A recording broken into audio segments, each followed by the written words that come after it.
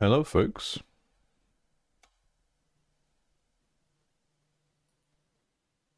We're doing our sort of loose commitment Fridays of occasionally playing an indie game that I like the look of that has nothing to do with games that have been sent into the channel.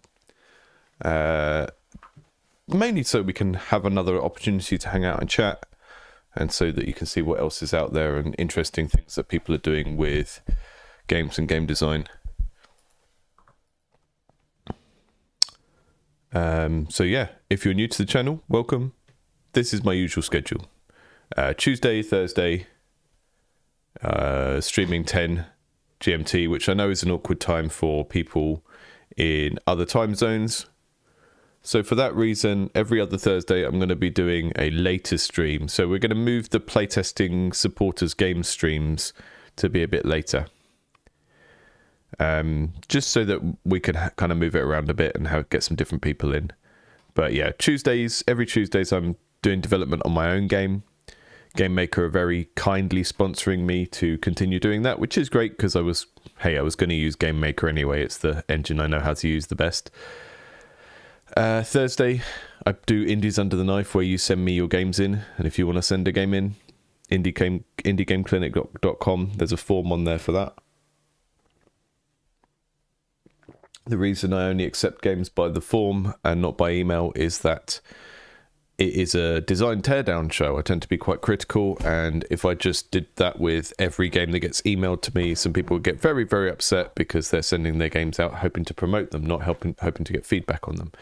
And then, yeah, every other Wednesday we just check out games by members of our Discord, people who support the channel. So people who support the channel on Patreon or YouTube and want me to keep doing these streams, giving people feedback on their games and doing videos about design. There's a new video about design coming out in a couple hours just after this stream, actually. So got a 30-minute video on what fun means and definitions of fun that have been made over the years by designers and academics alike. So I'm going to be doing one of those about every month or so, slowing down a bit on the video production so that I can actually make more polished videos that aren't just talking head to camera ones, because to be honest, I hate making that kind of content. I would rather stream to do the chatty interpersonal stuff with you guys and stream to like 500 people who are actually in the chat and hanging out or watching it afterwards on the VOD, and then take longer on my vids and make kind of proper video essays on things, rather than 8 minutes of me just talking to the camera about my bowel movements or whatever, which I mean, I'm sure there's an audience for that, but it's not very big. So today, checking out Carimara. I wanted to check something spooky out for Halloween, and this looked really interesting. There's some interesting ideas here in terms of how the game mechanics work here. We've basically got interacting with the world through cards with words on. I haven't looked too far into it. I just wanted to save it for a stream. So, okay, we're using WAS to move. We can jump. We can interact. We can look around with the mouse. Very simple.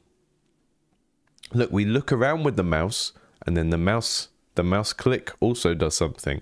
I was saying yesterday in a stream, massive bugbear of mine when people make games that use the mouse and don't use the click for anything, and they use E for interact when you're literally using a mouse with your hand and you don't have anything to do with the buttons. Very, very strange. Okay.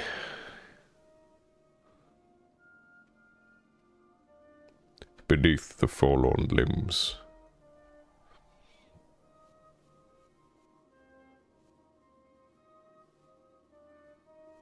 It's giving kind of a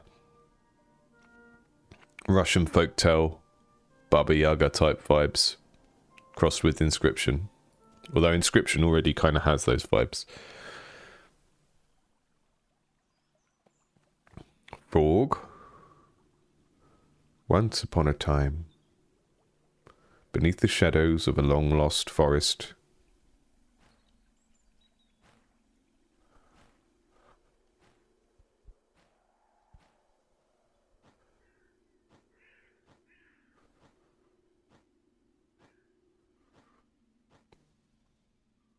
Great sound design.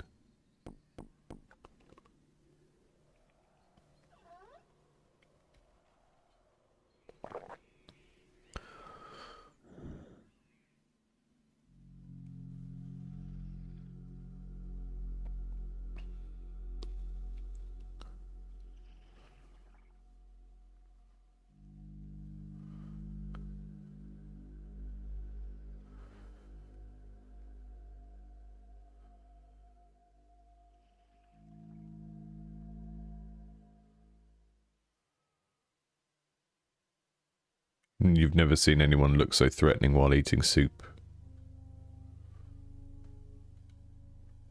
So here we are. It says collect cards up there. Got a card in my hand that says Carimara. I've got a... I guess I'm that goblin that just came in. Bag dolls.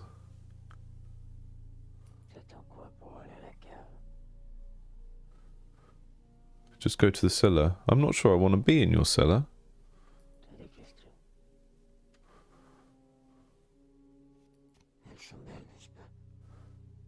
Aren't my bag dolls beautiful? They're soft. They smell good. When they fall on your head, they don't shatter your skull. Because they're squishy. Tell me about yourself. Old lady seeks experienced Carimara for ghost problem. It was all in the sign. That's all you need to know about me. You curious little guy. I'm a Carimara, I think. I think a Carimara might be like a folk exorcist.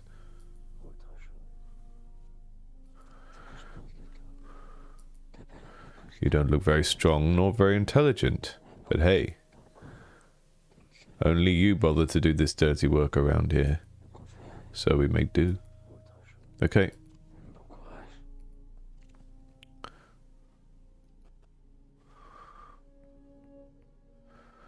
So you collect cards that are sort of like topics of conversation, but maybe you can do stuff with them in the environment as well. It's kind of reminding me a little bit of how items are used in the Phoenix Wright games, where it's like you have an inventory, but it's more of like the inventory in Phoenix Wright isn't really like here's items, you go and bash them against each other. It's more like a conceptual inventory of here's stuff I know about, you know. Just going to shrink my... I'll put myself up there for today while we're playing this game, because I don't think there's any UI up there. There we go.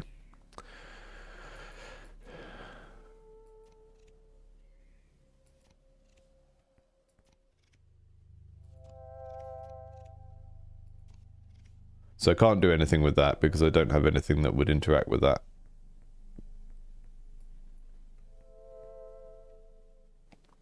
I love this look. So cool. How many colors do we actually have? We have... This is where we get nerdy. 1, 2, 3, 4, 5, 6, 7... Looks like 7 layers of shading there if you count the black. It's like a posterize effect.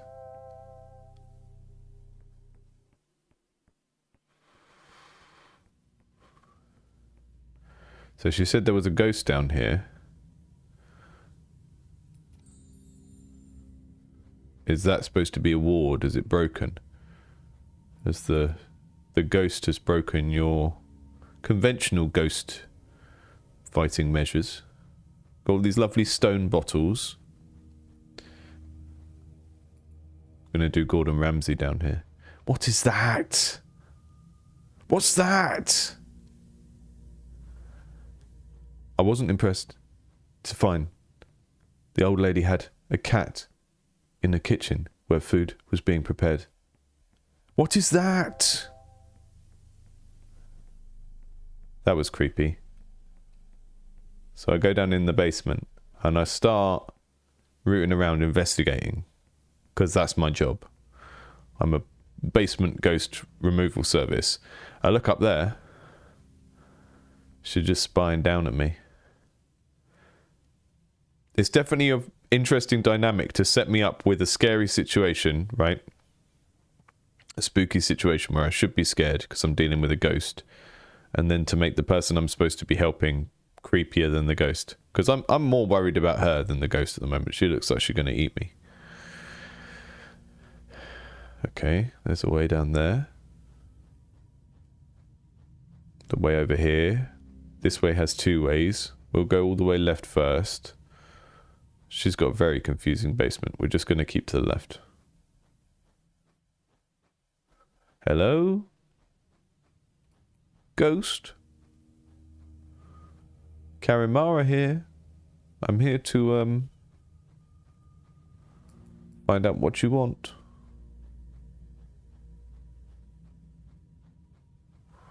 Hello? Frog? Are you a ghost? Are you a ghost frog? Ghost Frog, Way of the Samurai, starring Forrest Whitaker. No. Oh, there's lots of you. You're very adhesive.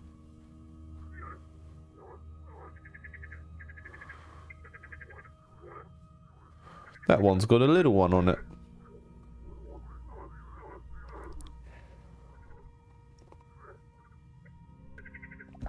They're very synchronized.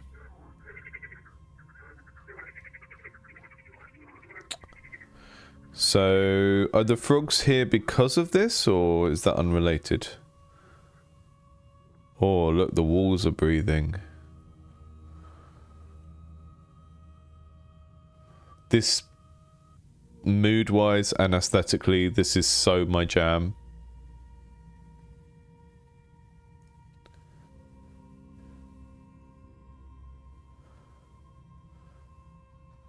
Oh yeah, I can. Yeah, sorry if I didn't put a link in this time. I usually do. I was just in a hurry this time.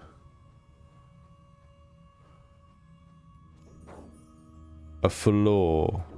Little one, can you understand me? I don't know why I'm here. Who was I? Let's talk about you first. Who killed me? I don't know, was it the wooden statues? What killed me?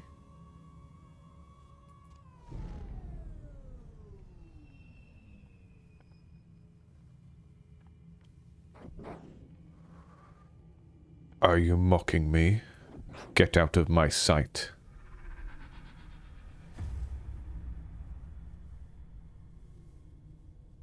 Okay. Poor insignificant little thing. The ghost did him no favours. It's a good thing I followed him discreetly. Let's take him back upstairs. Wonderful. So we've basically been shown the loop of the game, right? You try to do something and you fail. The thing you're trying to do seems to be to work out the mystery of the ghost in a sort of detective game type way. And then you have to answer the ghost's questions right based on what you've learned. And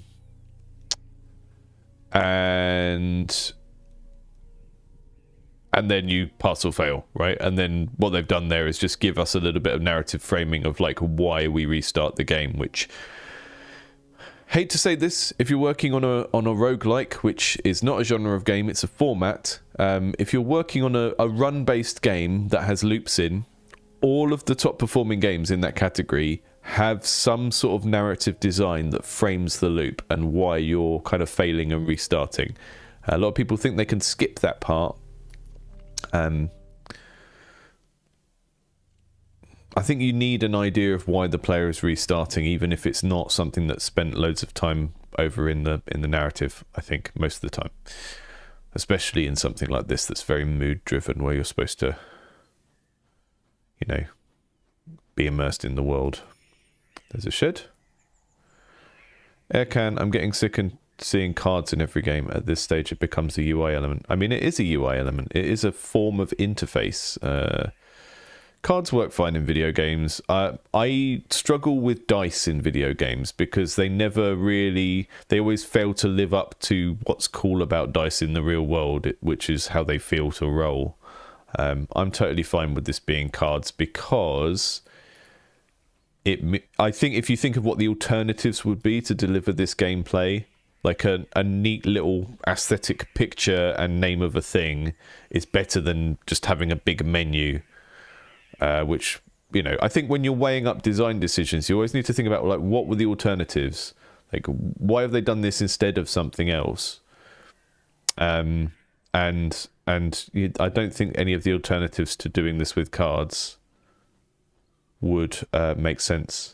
Yeah, Smokeback, the loop lore, why is there a loop? And you know that fans of the genre don't care that much about it, but it's just like, it's like seasoning, right? Like, you can cook a good meal and it can be fine, but if there's no seasoning, then that meal will be like nutritionally okay. You'd be like, okay, that was a fine dinner. I don't have food poisoning, but you're not necessarily going to want to eat that again, right? And the seasoning, the narrative design, I called it lampshading because that's what they call it in screenwriting, is when something is weird, so you deliberately pre-explain it, right? So someone's magical powers or something in a film are weird, so you deliberately pre-explain it. And it comes from someone told me recently it was because of, like, when boom mics used to come into the scene on the camera and they would put a lampshade on it to, like, hide it. I don't know how true that is, but it's a pretty cool story. So in writing they call it lampshading, where you sort of explain away the weirdest thing.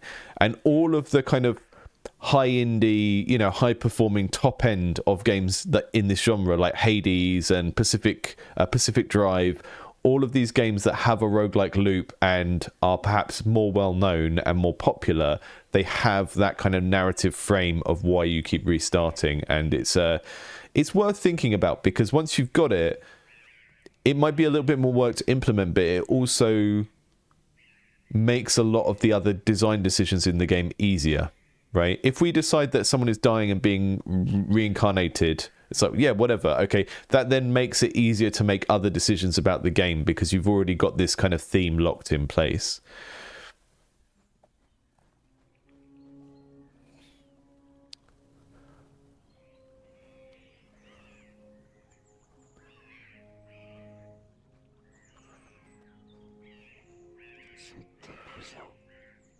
She's so scary.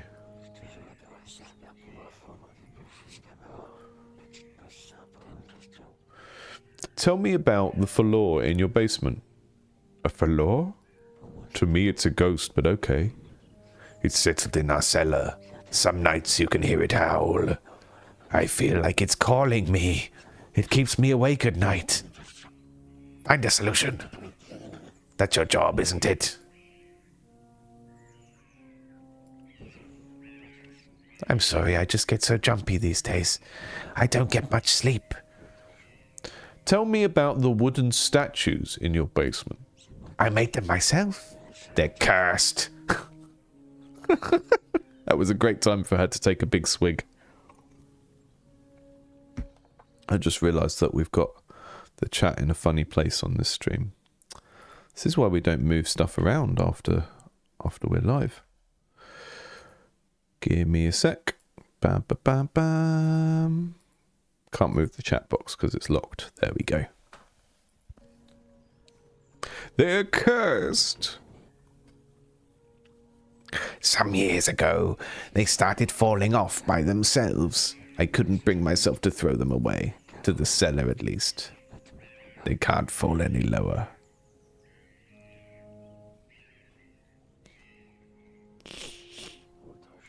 Something else. Tell me about your lovely shed. That old shack is falling apart. It's been a long time since we set foot there. Why do you care, anyway? Well, it might have something to do with your ghost. I don't know. Tell me about the lovely rosehip that you grow in your garden. Isn't it pretty? Long ago, we used to make jam out of it, but I don't feel like doing that anymore.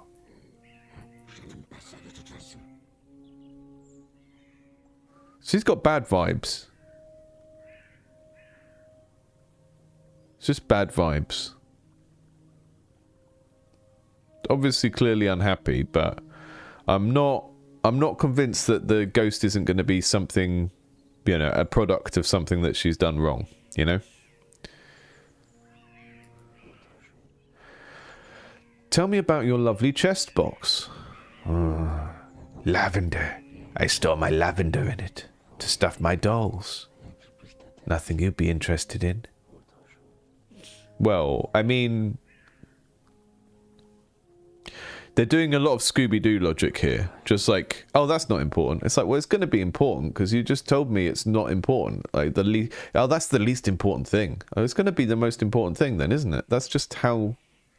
That's how you structure a mystery. What's that? Excuse me?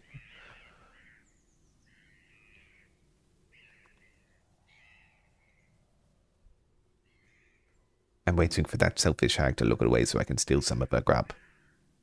I feel like it's my job to not let you do that. Don't you dare screw this up, you little jerk. Oh, you're an owl, are you? You don't look like an owl. You look like a freak. Ain't I a stunner? I'm also quite smart and kind. Alright, I confess. I may slaughter someone from time to time. Scary owl.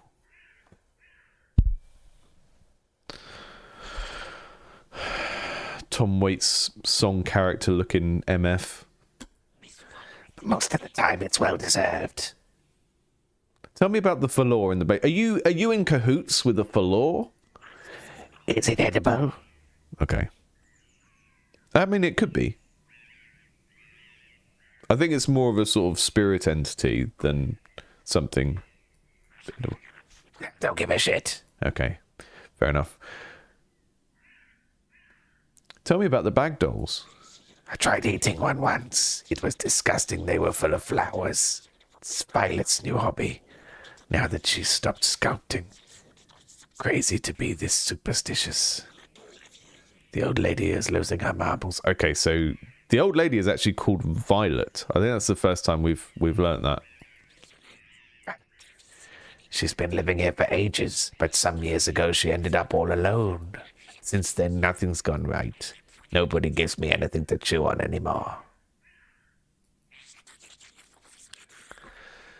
I'm waiting for her to pass away so I can eat her dead body. I really love this sort of representation of a woodland creature as this kind of strange puppet that doesn't really make any attempt to look like that thing. It's got a human face, but it's called an owl. That's really cool. It is very like folklore tale, and like I mean, not even just sort of Russian or Eastern European, but like African folk tales are like that as well. If you know the Anansi stories, it's like Anansi is a spider, but sometimes a guy, sometimes a Spider-Man, sometimes more of a spider, sometimes more of a man, and because it's like a verbal folk tale, it can kind of shift and change depending on what the situation needs. Kind of getting that vibe from this freaky owl. Tell me about the rosehip. Why don't you eat the rosehip? I mean, I guess you're an owl, so you're supposed to eat meat. But tell me about some itchy ass fruit. Don't eat those. You'll feel it passing by. It's full of prickly hairs. Dormice love it though. They really eat whatever they can get their hands on. Okay.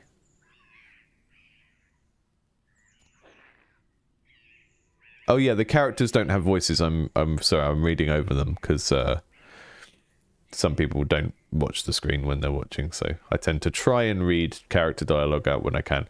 But yeah, the characters just go. They have a tone to their voice, but they don't say anything. It's like Animalese that you get in Animal Crossing, but spooky edition. Okay.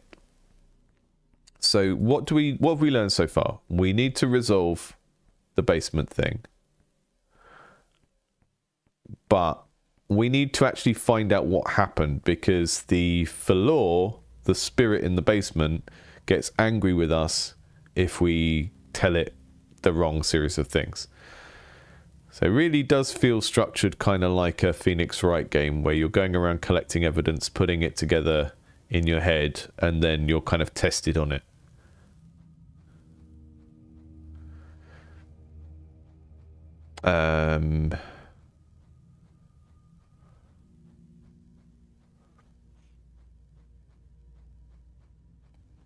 Frog.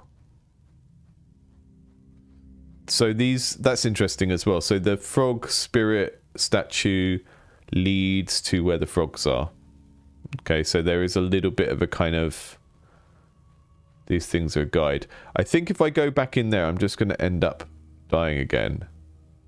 Violet, why are you following me like that? With your forearms.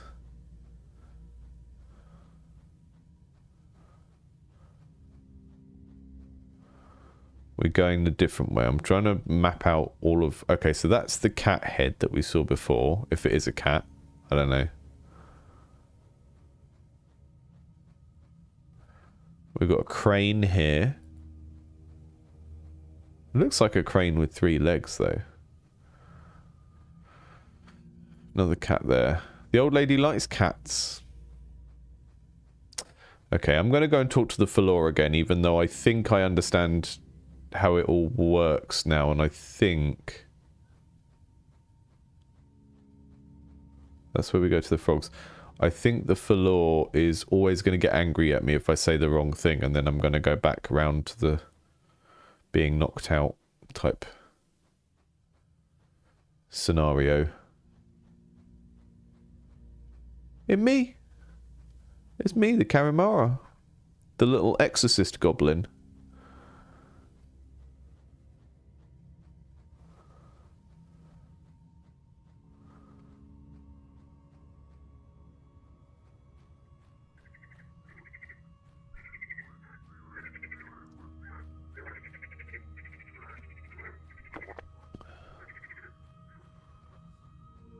Okay. You're back. So I'll try and work out a voice for each of them and not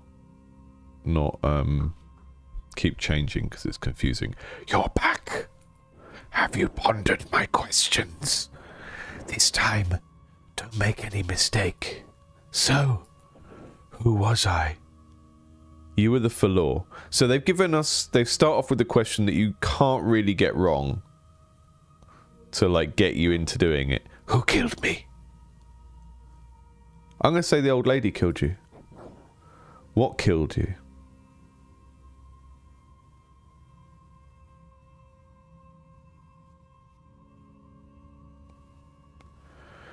The wooden statues? No. Not happy. You don't seem very confident. Are you sure you have all the information you need? Come back when you have a real theory. Oh dear. Oh dear. He still can't seem to get it right. He'd better not leave without solving the problem.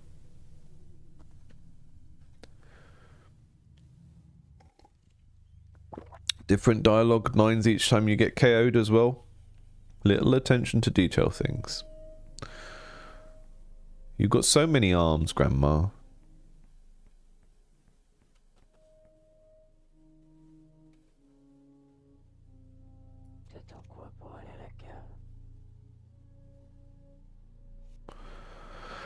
Tell me about this owl. Oh, I see you've met the owl. She enjoys to stay near our house. I think she likes us quite a lot. We've named her Pansy. It's nice that you can talk with her, with your cards since you're mute. Your magic is really useful. Something else? Good luck. I like that they kind of darken the cards we've already used. So that we don't... It's just a tiny little UX thing, but I would not be able to remember, and I would be frustrated if I kept kind of clicking on the same thing and getting the same diagram. You're going to be some kind of spider person? You heard me talking about Anansi's Spider-Man, didn't you? And you've come to join. Dang.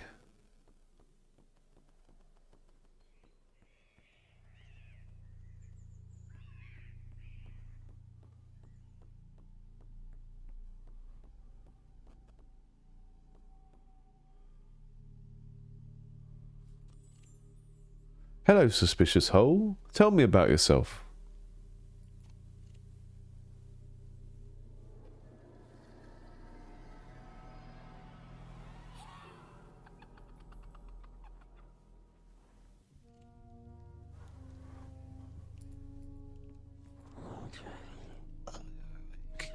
I'm relieved you were pale as a ghost when I found you. You need to tell me what's going on with this suspicious hole. It's right by your bed. How have you not noticed it? Watch out, there's something living in there. I think it's a dormouse.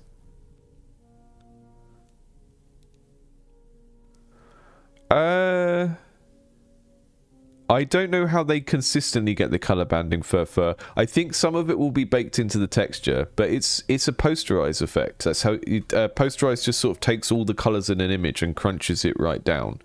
So it kind of forces colors to be their kind of nearest neighbor. It sets an amount of colors. I'm using it in my platform where I have like basically the colors that you see at runtime are not the colors that I've done in the pixel art, and it just sort of limits the amount of the colors. I don't think it's a dormouse either. I think you're right. Is that any place? Yeah. As long as you don't piss it off, it won't hurt you. But you're so meek and fragile, maybe don't push your luck. Okay. I'm going to push my luck. I'm going to push my luck with that dormouse. I mean, we do have a slight connection between the rosebuds and the dormice, right? So I'm going to talk to it about, I'm going to say, would you like a... No, if you are, as they say, a dormouse, bearing in mind, if you've never seen a dormouse, they're like this big. If you imagine the size of a mouse, a normal mouse, a dormouse is like a quarter of that size.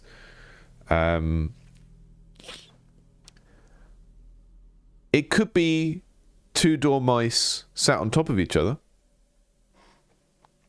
But even then, it would be an exceptionally large dormouse. And I don't think they usually have a visible white of their eyes either. So all signs so far are pointing towards it not being a dormouse. But the owl did say that dormice like to eat rose hips. So I'm going to talk to it about rose hips, and just to try and, you know, make sure we're absolutely sure that it's not a dormouse.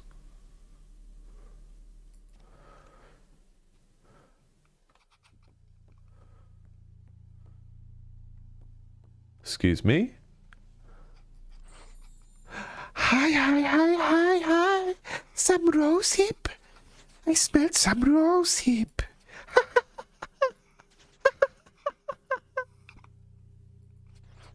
I'm quite shy.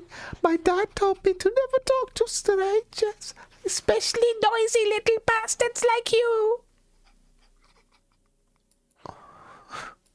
It's a shame he's no longer here to talk about it. If I get my hands on whoever killed him, I will shoot him in the face with a large wooden punch. This is like a kind of alligator-looking creature. There is a model of that. There is one of the statues in the basement looks like that. That is not a dormouse, no. It could be a friend, though.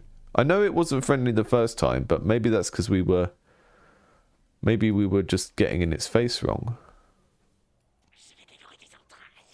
I will devour your insides. I was joking, don't make that face. What do you want from me, you little brat? Tell me about the dormouse. It's still called a dormouse. So we had this brief conversation earlier about cards and stuff, and I think this is an interesting use of this because it allows us to put a name on something and for there to be like a joke or something strange going on with the relationship between the name and the object. So in this case, we can have a card that says dormouse that is clearly not a dormouse. A dormouse.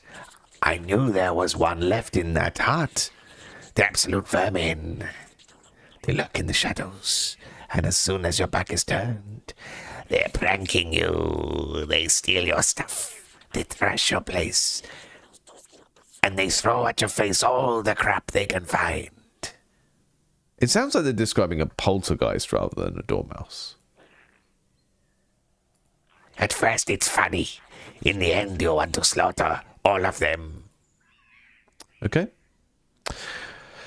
Tell me about, what do you know about the wooden statues? I think they're quite cool. A sort of geometric, primitivist art style.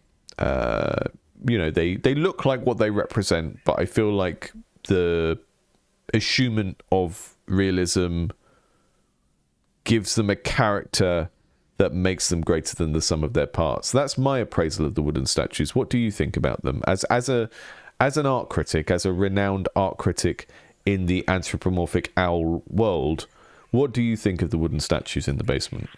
Ah, those famous statues. A fine piece of work. By the way, one day I saw the old lady throw one of these into the river. She was squealing like a pig being slaughtered. It was hard to watch, poor thing. Okay. There's one in the river. Bye.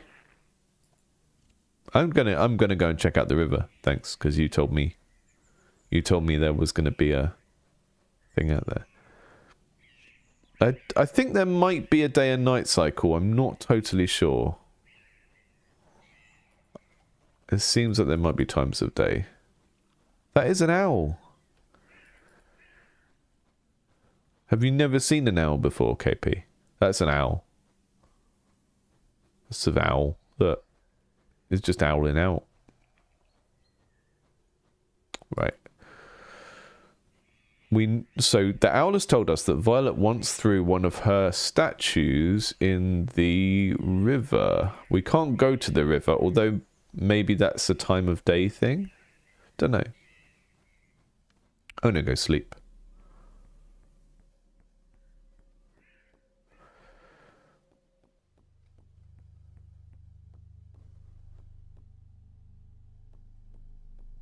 Hello. Hello, friend.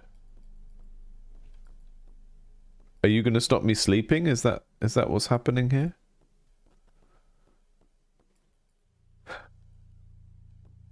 It's really nice. Maybe nice isn't the word. But it's nice to play something that has that similar kind of aesthetic and tone as Inscription, but which isn't so focused on the little gamey game bit and is more focused on moving around in the world. And I'm a big fan of a sort of 3D world game that is kind of claustrophobic and all in the same place. I think that's a neat thing. I like those kind of movies as well, like home invasion movies and stuff like that, where the entire film is in one place. You know, watched Heretic the other day, the Hugh Grant one. There's kind of that kind of vibe. Just the entire film takes place in one place. It's an interesting sort of scope limitation for an indie game, but it also makes it feel rich because you kind of keep interacting with things in the same space, and then when something does surprise you, it's even it's more kind of powerful. Interestingly, when you come to walk through the frogs, the game slows you down a load to get through the water. And that's interesting because it means that you have to make the active decision to come down here. You can't just keep running down here and getting the questions wrong because it sort of slows you down to go through there. Magni said, do you move games with better graphics or first impressions to the front of the queue? Be honest. So the queue for Indies Under the Knife only exists for the Thursday streams, right? So Thursday is the open stream for Indies Under the Knife where I play stuff from the queue of stuff that is submitted by the forum. I wouldn't say something with better graphics gets moved to the front of the queue. It really depends. I think sometimes people submit stuff where it is totally at a prototype stage and it is just a grey box, and I can't really justify streaming it because there's just not enough there. And sometimes I will play a game that's in that state if the description makes it sound really interesting, like it's doing something mechanically very unusual that we can talk about. But often, you know, if we think of like an ugly prototype, what an ugly prototype is, I would say when I'm looking through the games, I was doing this last night as well. I was scheduling for November. So the scheduling is just the games that get shown on Thursday. When I do these streams on Friday, it's like a bonus thing where I just check out a game that's out that I find interesting, because sometimes it's good to talk about like good examples of things. But the scheduling I do for Thursday, I look through the whole list, I look at the screenshots, I look at the description of the game, and the type of game that usually gets deleted off the list is if the game is a prototype for a type of game and there is no kind of unique idea there for us to talk about. So sometimes people just go, oh, I've made Tetris, or oh, I've made a first-person shooter prototype, and it's like, okay, that's a tech demo for a set of mechanics that you kind of already know how they work. You know, so there's not an interesting design conversation to have about a tech demo where it's just like there's no theme, there's nothing kind of, there's no point in that where it's like there's this unusual configuration of mechanics that we can talk about. It is literally just someone has tried to make a first-person shooter and they've done a first-person shooter. So I wouldn't say that I pick games based on how they look, but there is a high amount of games that don't have art or a theme yet where there is nothing interesting to talk about. Because until they've locked in the theme and started to incorporate the game mechanics with some sort of art direction, even if it's very minimalistic, then it's very hard to justify putting that ahead of something that has had more thought and time put into it. So that's the reason. But yeah, if you're looking at this game and thinking, oh wow, I can't compete with this must have got put to the front of the queue because it looks really good, the Friday stream is just an additional thing I do sometimes where I play a game that I like the look of that hasn't even been sent to me, right? So Friday is for me catching up on my backlog of indie games that I find personally interesting and that I think you guys will like. It's nothing to do with the games that get sent to me. And some of that is because when you start doing content creation, it makes it hard to just game for fun, because every time you're playing a game for fun, you may as well be streaming and recording it. And I have this big backlog of indie games that I personally want to play, and basically Friday mornings I use that time to play those.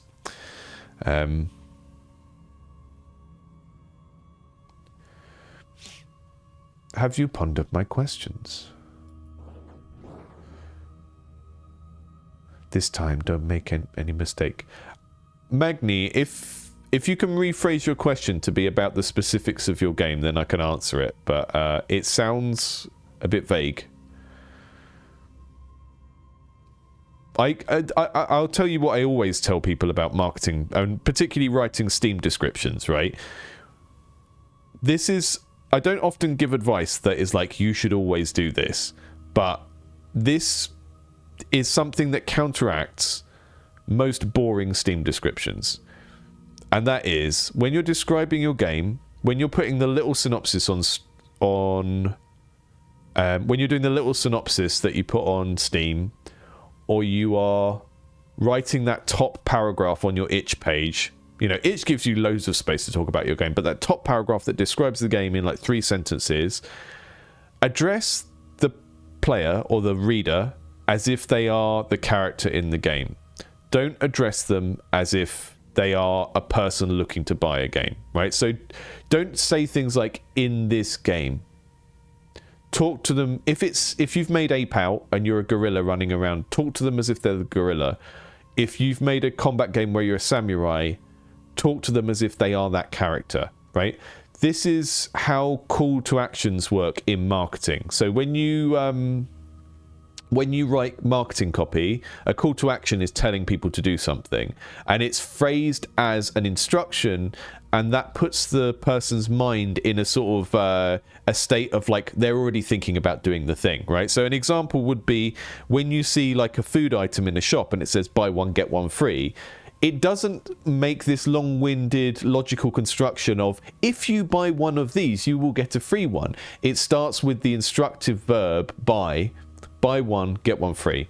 And you can that you can say that's a condensed version of if you buy this you will get another one, but it engages the brain differently to talk to someone as if they're already doing the thing, right?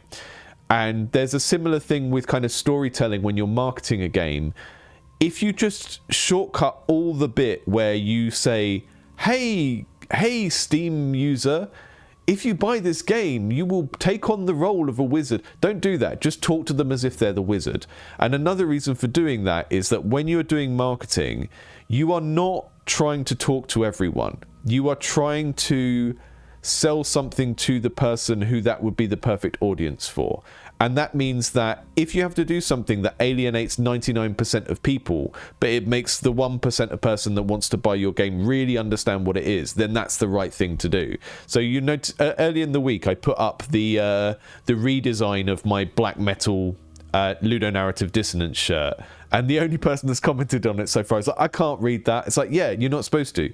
That's the whole point of black metal shirts. You're not supposed to be able to read them. This is supposed to appeal to a particular type of person with a particular like aesthetic sensibility and a sense of humor, and it's supposed to alienate you if you don't get the joke. That's the whole point. And that's the thing with marketing. I think we go into it being very pick me and like, I must, as many people as possible must see this and like it. And that's not how it works. How it works is, yes, you want as many people as possible to see it, and then you want 99% of people to walk away and go, oh, that's not for me.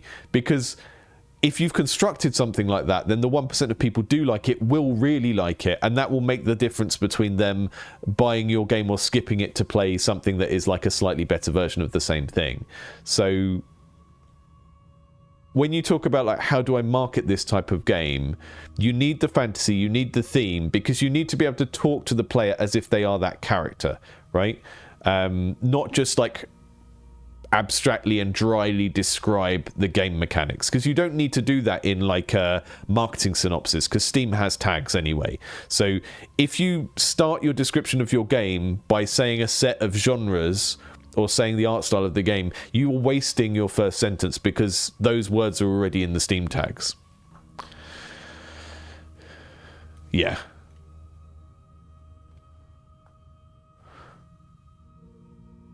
Yeah, just don't when you're marketing, don't describe game mechanics. People can see the game mechanics through videos and screenshots, right? Describe the thematic idea behind them. Describe the fantasy. I know we think that gamers are nerds and they want a string of mechanics. They can intuit all of that. That's why you have gameplay footage in your trailer. That's why you have screenshots that show the UI. You can look at a game's UI and intuit quite a lot about the game mechanics just from looking at a screenshot. So when you describe your game in marketing copy, you should focus more on the fantasy, describing the fantasy of the game and the tone of the game. And you can look at pretty much, I've done this before on the channel, you can pick out like high performing, high indie games, things that are in that top tier of games, the things that sell like 1 million copies, and most of the time you will not see a description of the game mechanics in the first sentence of the description. You will see like an emotive description of how the game makes you feel when you play it, or you will see a kind of thematic based description of the fantasy talking to you as if you are the character that you play. This time, let's get back to the game. This time, don't make any mistake. So, who was I? You're the Fuller. Who killed me? The old lady. What killed me? The old lady killed you not with wooden statues. We know that it wasn't wooden statues. This is Cluedo. This is like extreme Cluedo. The old lady killed you with the dormouse. I thought that probably wasn't it. It's nice of you to keep coming to see me every time. So, if there's any chance the dev of this game watches this, one thing I would just note is I've just realised that there are 3 questions, and if you get any of them wrong, this happens. what it felt like the first couple of times I did this was that this happens at the point in the chain when you get something wrong. So I thought that the old lady did it was like a right question that I'd already locked in, but that's not true. You get 3 questions each time, and you only find out after the 3rd question if you got them all right. So we don't actually know that the old lady did it. I'm starting to believe in you. See you soon, I hope. So yeah, that was moderately confusing. I thought that the Falor was kind of attacking me at the point when I got a question wrong, but actually you can get all 3 questions wrong and it will only attack you on the 3rd question. He still can't seem to get it right. He'd better not leave without solving the problem.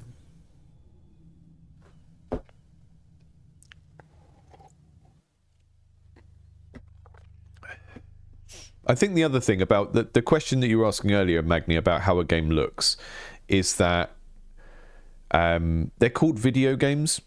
You look at them and you play them. And I think that means that, yeah, it makes sense to do grey box prototypes, and you totally should do that. But I think it also makes sense to be thinking about like loose ideas about art direction from the beginning, even if it's just like what color are things and stuff like that. You can get so much mood out of just applying a color palette to an otherwise quite abstract prototype.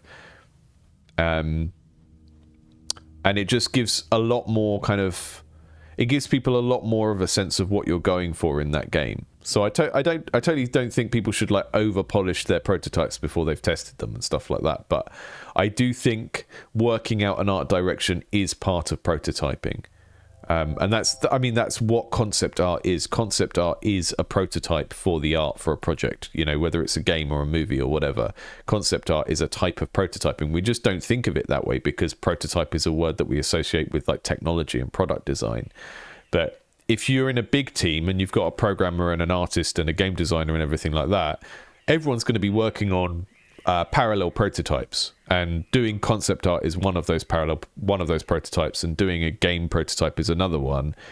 If you're working on your own, sometimes you need a way to do that. So it might be that if you look at the way that I work from my devlogs, I start building a game and then I go off and just draw loads of really rubbish little sketches on my tablet on Procreate or some pixel art program, and they're not intended to be art assets for the game. It's just me working out things like, what shape are the characters? Are we doing tall characters? Are we doing chibi characters?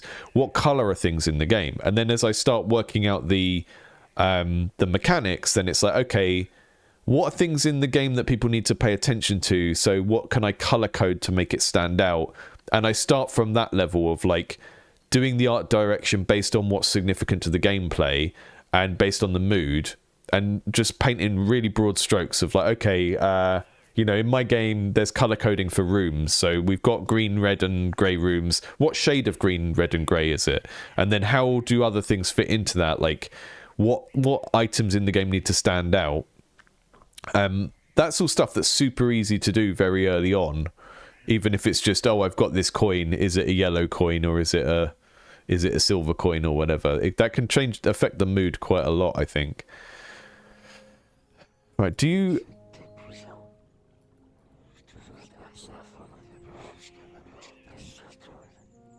tell me about the dormouse. Oh, you're in luck. Usually it never shows itself. I think there's another one in the shed. I've lost the key, but you should be able to get in through the side. There's a missing plank on the left behind the thorns. Something else? Do I really want to go in the shed and meet another one of those guys? Good luck.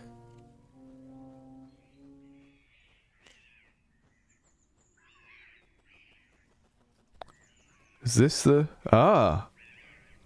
it's a dead one. Yuck. There's a big fork back there.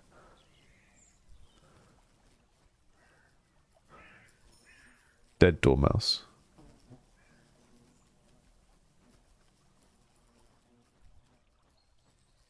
Oh, it's So its hand is being held to the wall by some kind of big splinter. That feels like a sort of pseudo-biblical thorn in the lion's paw type thing. I don't know. Garden tool. I've got a garden tool.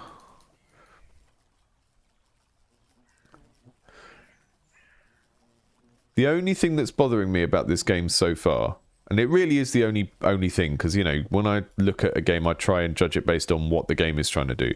I don't like not being able to just look at my cards when I'm not doing anything. Like, there's no way to get my cards up unless I'm interacting. Oh, we can get out that way. And that's a bit of a problem, because when I'm deciding what to do next, who to go to see next, I kind of want to be able to look at my cards as a little memory thing. Look at that lovely water. Who's this? Oh, it's the owl.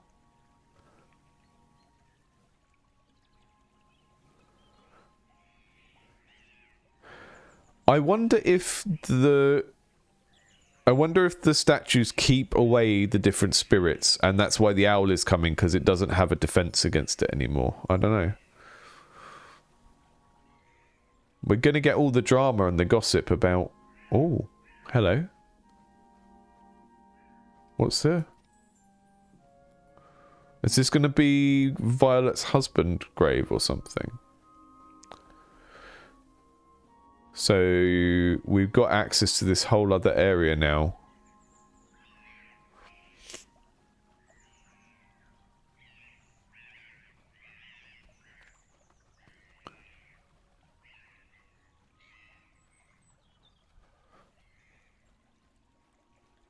Hello. You're the heron. You've got a statue under the basement as well.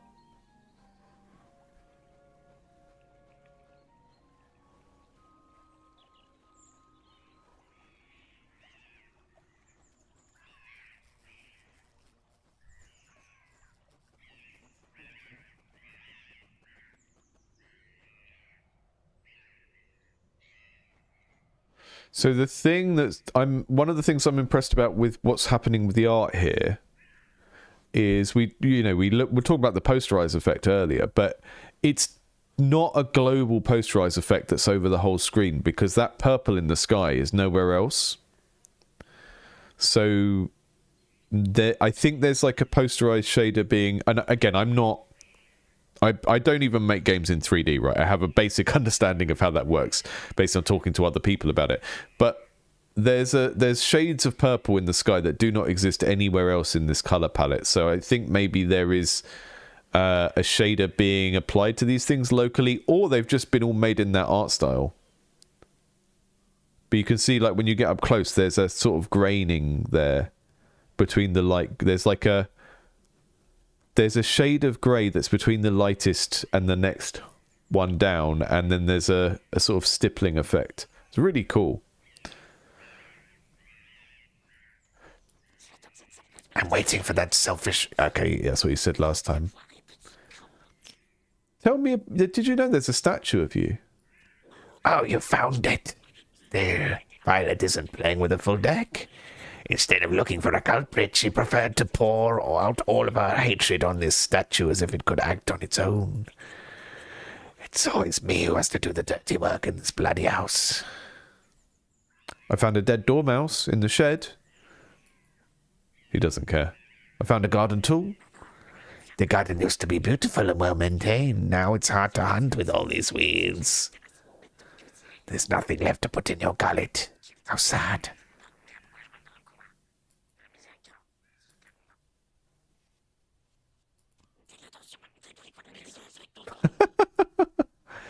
Tell me about the grave.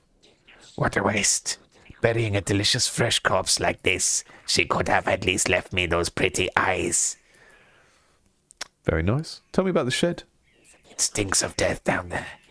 As the saying goes, you reap what you sow, or even sow the wind, reap the whirlwind. I love giving myself a dramatic flair. Okay.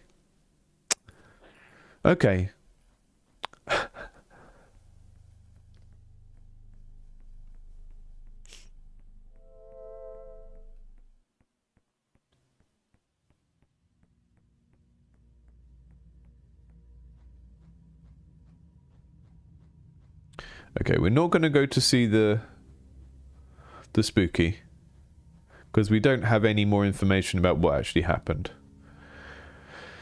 But what I am interested in down here is these guys. Right, so this thing,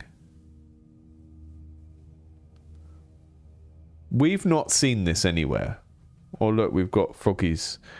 So this is a representation of something we haven't seen in the world, right? Also haven't seen cats. Maybe Violet had a cat at some point and it died. We have seen you, though. We've seen you out in the woods, right? So you are an animal that is alive and comes to visit. And I think that might be important. Here, I believe that is the dormouse, or the thing that we're referring to as a dormouse, which is not really a dormouse. Looks like it has more than 4 eyes. Looks like it has eyes all the way down, but it's got that facial shape. So that is that. And it's not broken.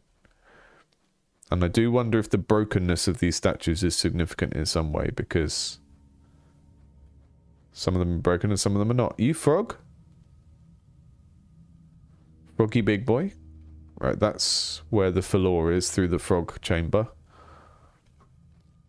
Really, really smart how that frog chamber slows you down so you don't just rush in and keep guessing over and over again and trying to brute force the game. Very, very smart. That is a good example of, you know, making little design choices that fix what could be a problem of players ruining the game for themselves. So there's this with 3 eyes, and it's got a broken tooth. Maybe that's the Falor. Maybe this is... Does the Falor have, like, tusks? I can't remember what it looks like.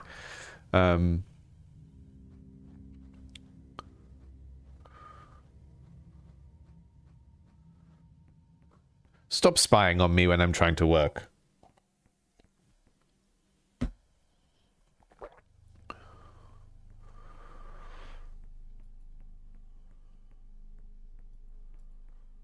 Okay, well, I think we're going to go and check out the dormouse again. Freaky little fella.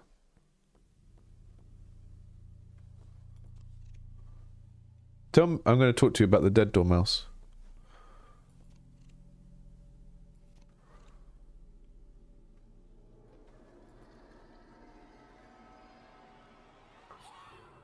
Wasn't able to get away from it that time.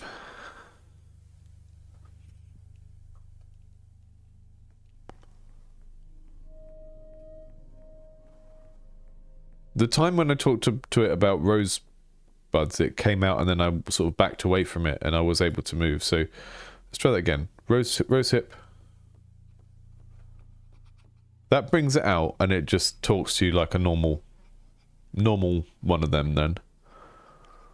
Hello, buddy. Hi, hi, hi. Some rose hip. I smell some rose hip. I'm quite shy. My dad told me to never talk to strangers, especially nosy little bastards like you. It's a shame he's no longer here to talk about it. If I get my hands on whoever killed him, I will shoot him in the face with a large wooden punch. Okay, you told me that already. Okay. That's just your whole deal if I talk to you about Rosehip. Ah, look, yeah, look, he does have eyes all the way back. You are beautiful, you know that. Don't let anyone tell you different.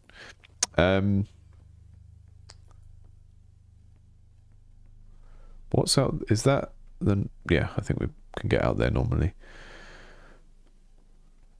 Am I looking at the skull type thing upside down? Maybe. Tell me about your owl statue. Where did you find this? I should have burned it. Okay. Tell me about... Poor little thing. Who the hell did this? That's awful. I'll bury it across the river. Tell me about the grave. Well, I confess, I haven't told you everything. Go and look in the chest. The key is hidden above the fireplace. Just jump.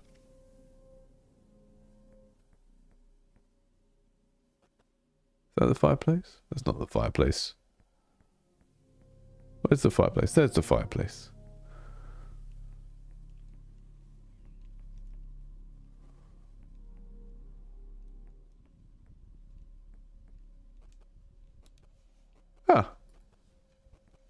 I see.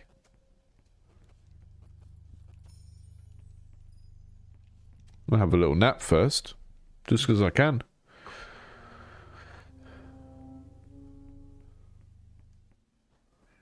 Seems to always be nighttime.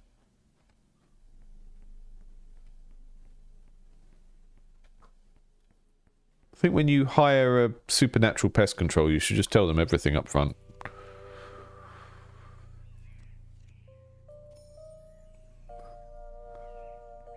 Ah. So Dolly. It's her nicest dolly yet.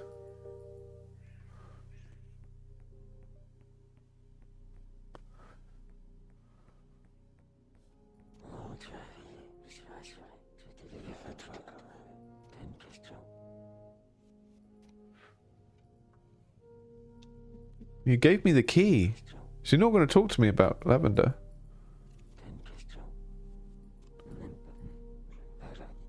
She doesn't like gardening anymore. Okay.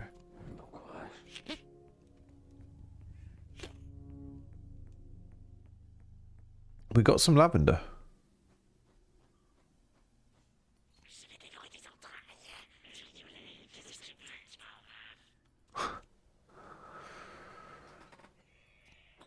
Oh, the other woman. She took good care of me. Not like the crazy one. Two of them got on like a house on fire. I really miss those days. Okay, that's interesting. So Lavender the doll.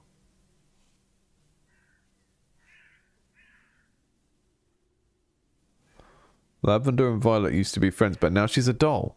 I don't know what's going on there, but interesting. I really, really like the way that ambiguity is used in this game. I feel like I'm constantly like finding new threads, but none of them really make anything clearer, because the sort of meta level puzzle of this game isn't just finding out what happened, it's like trying to understand the logic of this little world. Right? And like fairy tales and folklore, it often has like some sort of twisted fairy logic of like, oh, hello. Oh, I thought there was something flapping its wings there, but it was just some animation stuff doing weirdness.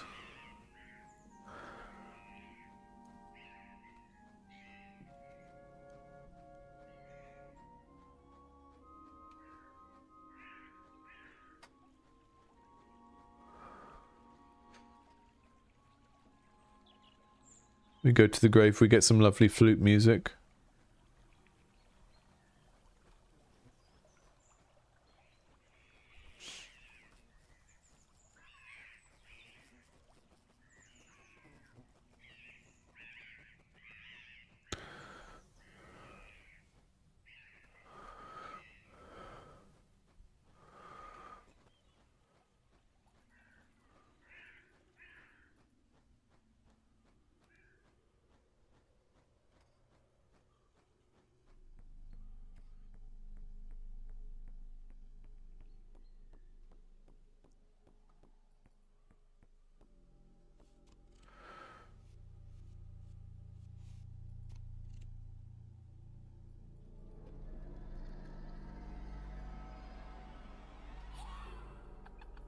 That's frustrating. Because to interacting with that guy, it's like, there's no way to run away from that, and that means it eats up quite a lot of your time to get a kind of wrong, get anything wrong.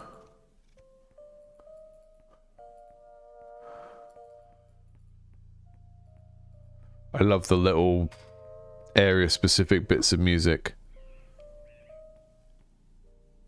You back away from that, and then you just get like the foreboding drone music.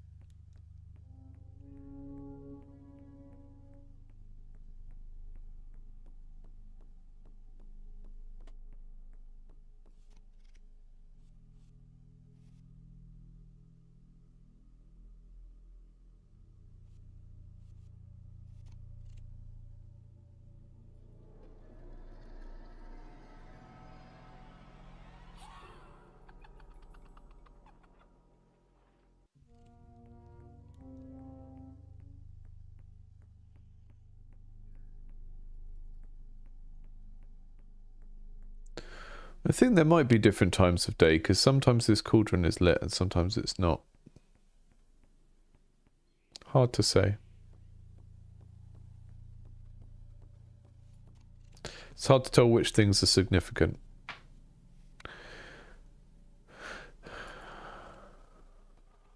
Which is a sort of thing that happens in puzzle games. It's like you're creating noise by making it unclear what is actually part of the puzzle. That's just a normal thing in puzzle games.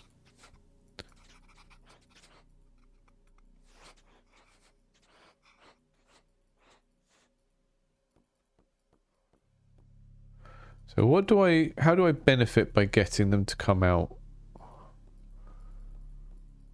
Is it just the fact that I can see what they look like and then I understand that they're one of the statues in the basement? It's got to be more than that. It's got to be.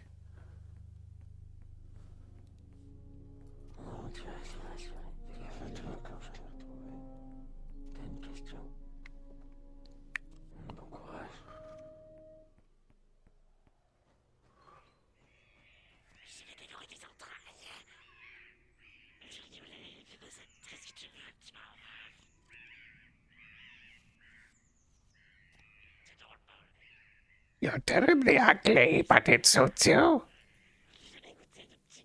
I've never tasted a little goblin like you.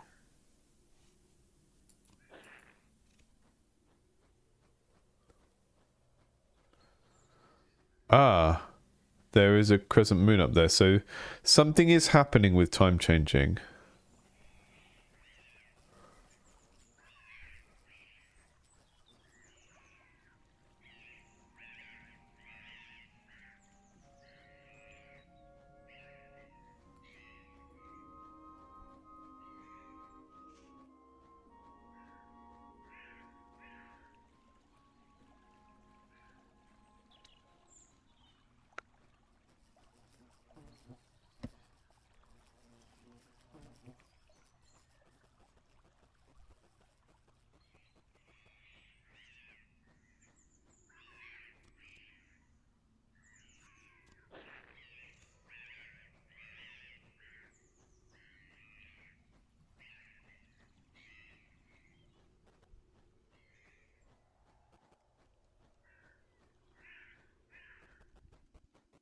Ha!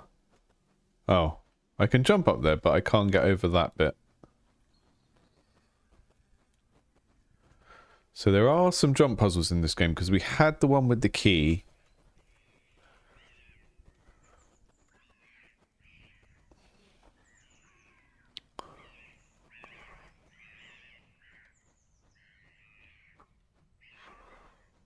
What's that up there? There's some kind of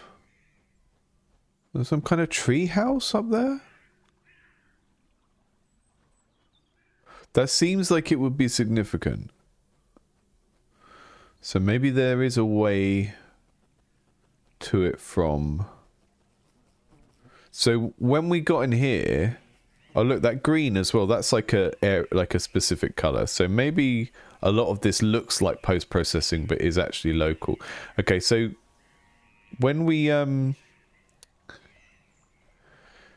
sort of unlocked the getting into the forest bit, you could kind of get to it from any point, but you had to sort of talk to Violet and go down a particular path for her to go, oh, you know, you can get in the shed this way.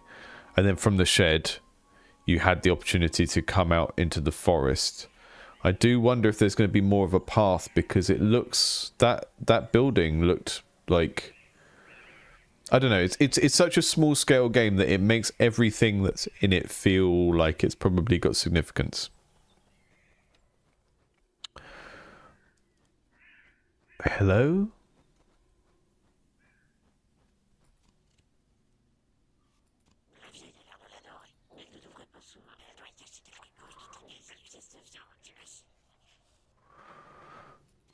Oh, well done. You figured out how to open the chest. How clever. I'm impressed. Okay.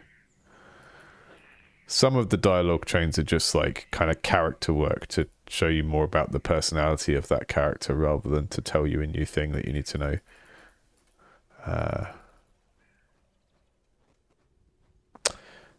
Again, I'm not saying that as a good or a bad thing. I'm just I'm just describing what I see. So if you are making a game with dialogue in, you know, think about that stuff. Doesn't all have to be like player centric. Everything is about the next quest or whatever, you know.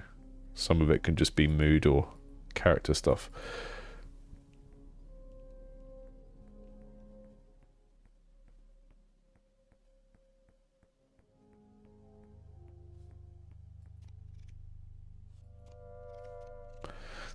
I do have the option to use all these other things with it. But I guess that's just how the interface works. I can't interact anything with Lavender herself, though. I wonder if Lavender is the person in the grave.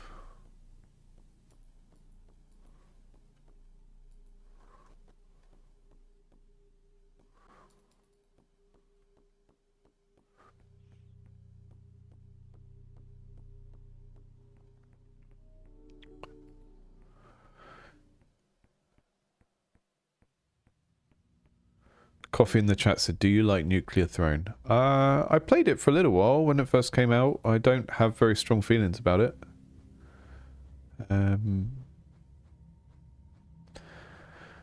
Yeah, Nuclear Throne, Enter the Gungeon, both examples of games that I think are pretty great as games, but don't hook me for some reason.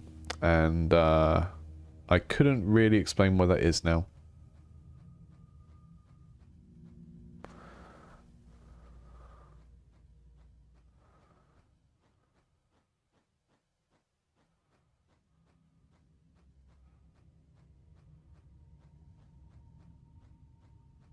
Just feel kind of middling on it.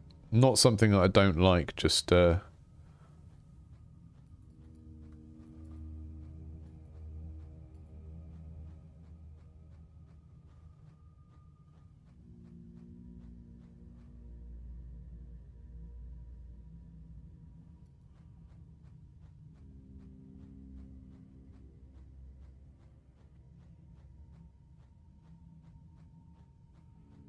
Right, I don't think there's any point in going in here, but I don't really... I'm sort of running out of things to do. Oh, hello. You can talk to the frogs.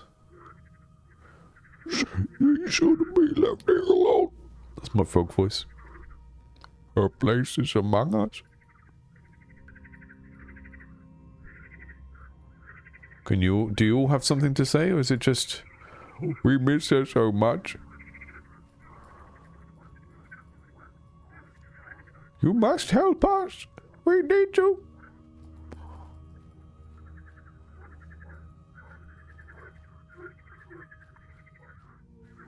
Very interesting.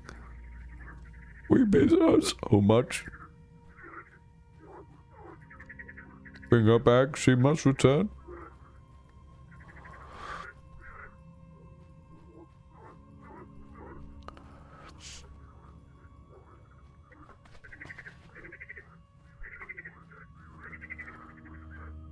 We want to gaze upon her again.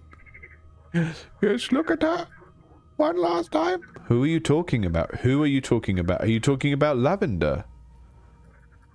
I don't know how I would do that. There's nothing here for me to, like, give you an object or pick a topic. Do you want Lavender? I feel like that's who you're referring to. So Lavender is the doll, Violet is the old lady.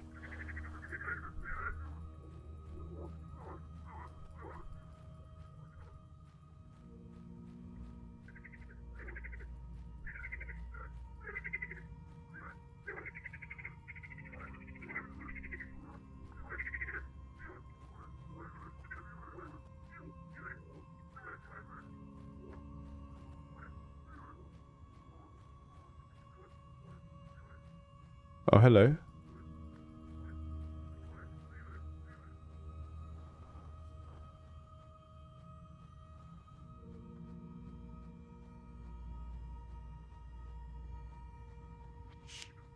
Right, these guys are telling me to do something, but I don't really have a way to interact with them using my cards, so I'm not sure what I need to do there.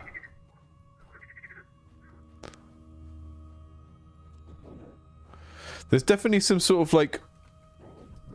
There's some like things in this game that are a bit awkward or janky, but it's built up so much goodwill with me in terms of how beautiful it is, the kind of interesting breadcrumbing of information about the world, how voicey the characters are, like the way each character talks to you, they feel like you can kind of imagine them speaking differently, and some of that is the face, some of that is the words. Yeah, it's like I'm kind of willing to forgive it a little bit of confusingness and a little bit of weirdness, because it's just doing so well in all of the other areas.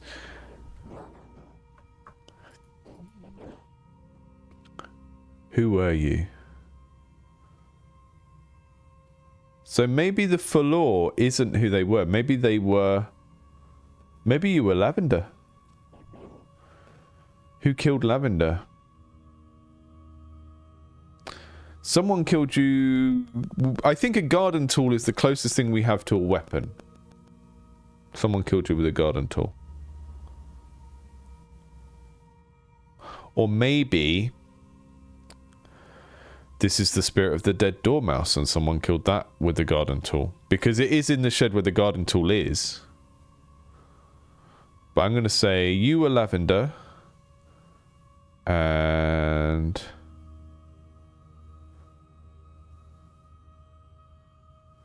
the dormouse killed you with a garden tool. No. Okay. I'm going to go back down there. And I'm going to say that it was the dormouse that killed it with a garden tool.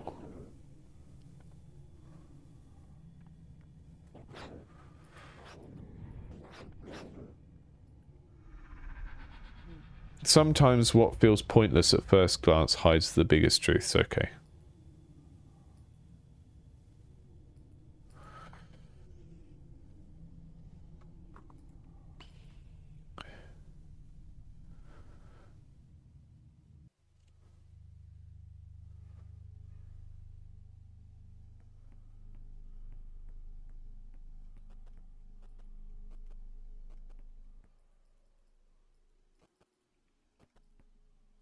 Oh, hello. Big old axe. And there's something missing from there. It looks like we've got an axe. And then we've got a slot where something could be, but isn't. And I wonder if the axe is there as a topic of conversation or more as a thing you can use to like cut through an area in the woods or something.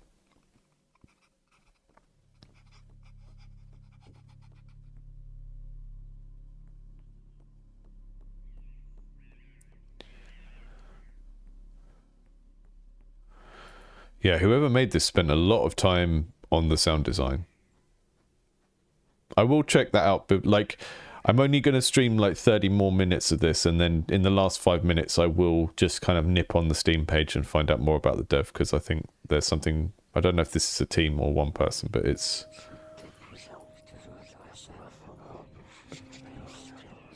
very impressive if it's one person. Tell me about this axe. I think it was my favorite activity. We were truly complementary. Strength and dexterity, will and intelligence. Perfect.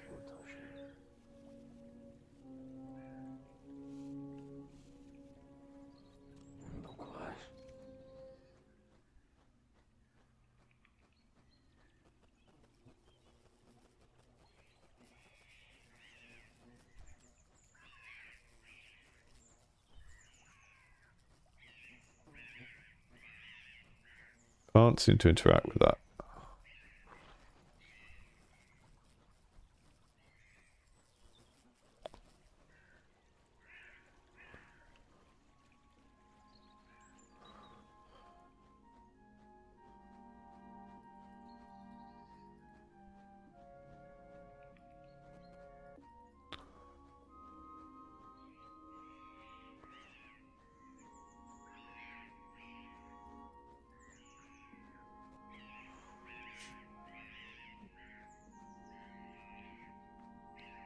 Can't interact with that.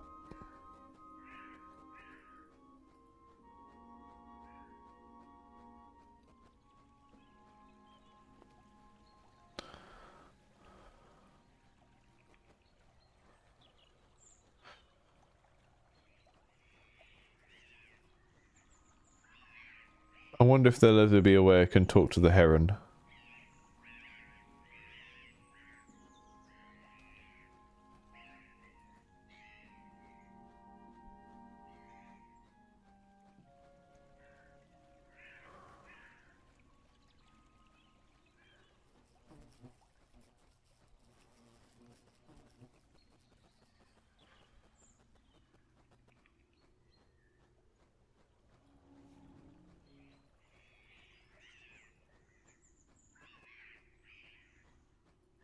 Okay.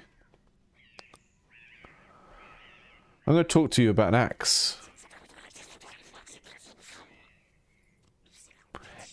Violet's favorite weapon. That's strange to call it a weapon.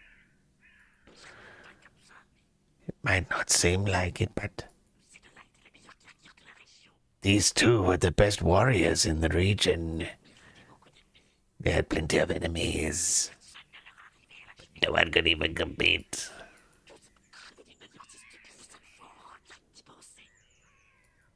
Okay.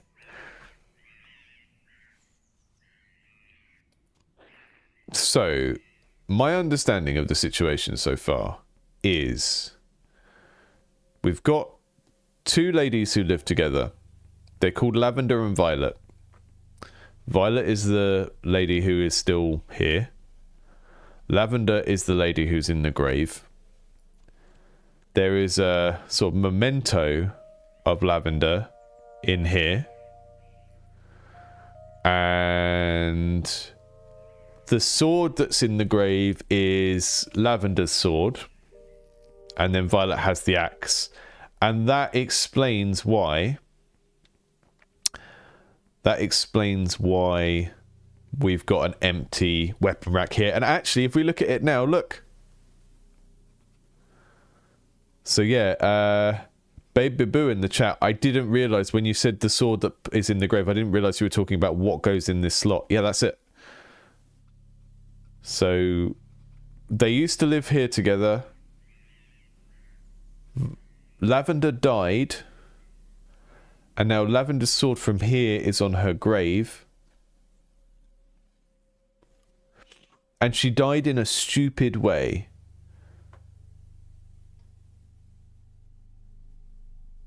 She died in a stupid way. So maybe not with a weapon. Someone killed her with something. And it was... You know, according to the owl, it was a kind of silly way to die. It was an undignified way to die.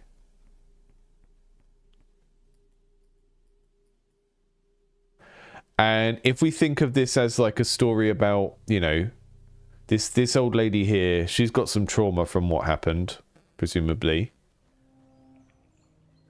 And I remember do you remember right back at the start where she said... When we talked about the little dolls she makes with lavender in, and she said, I make them because they're soft, and when they fall on your head, they won't smash your brain in, right? So I think her friend or lover or whoever it is, Lavender, got killed by a strike on the head by something that was hard but not necessarily a weapon, and it was some sort of accident. Because if we saw her response when we talked to her about the dolls, and I'll do it again now, see if we can see that bit of dialogue again. Talk to her about the bag dolls, see how she responds. Aren't they beautiful? They're soft, they smell good, and when they fall on your head, They don't shatter your skull. because they're squishy.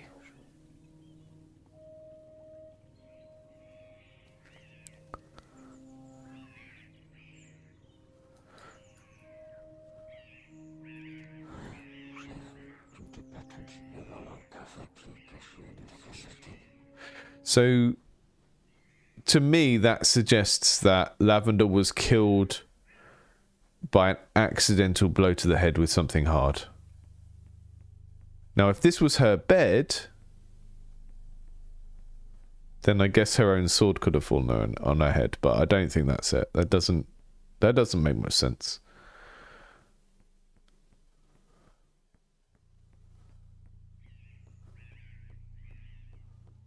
Is there anything here that could fall on your head?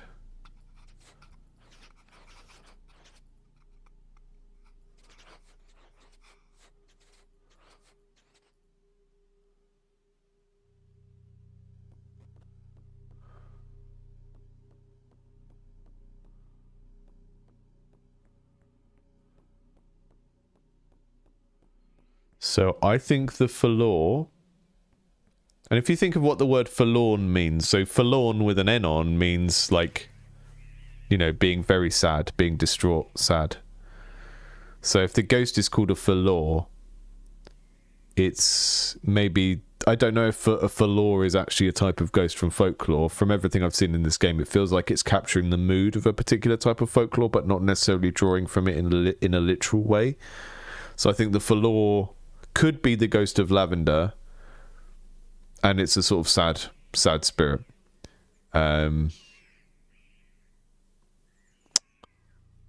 So our three answers to the question would be the Falor is Lavender, the who killed me I don't know, and the what I don't know either. And this is a point where I would really like to be able to look at my cards when I'm not interacting with the character, so I can think through the situation. So I'll just talk to the owl again and look at the cards. So,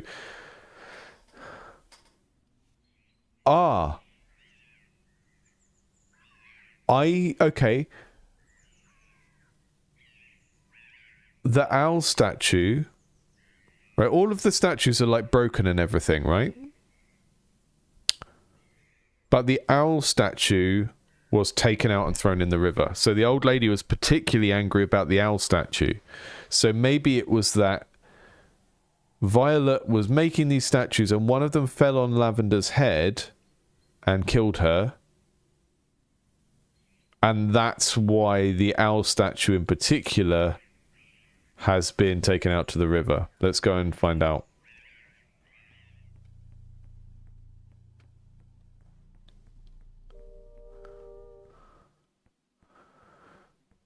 Right. I think this might be quite a small game, and at the risk of playing the entire thing on the stream, what I'm going to do is I'm going to put in my answers. I know this might be a bit overconfident. I'm going to put in my answers, and if I get the slightest suspicion that we've like finished the game, I'm going to like switch away from it and stop so that you don't see like the last 5% of the game, so that people who are watching this and kind of think this is for them and they want to check it out still have a reason to pick it up and play it, because I don't want to like spoil the entire game by playing like a 90-minute game entirely on the stream, because I didn't know how long it was going to be when I played it. So I will switch away if it seems like we've got the right answers.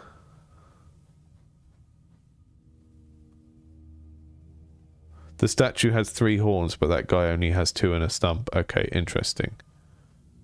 So yeah, if we're looking at it that way up.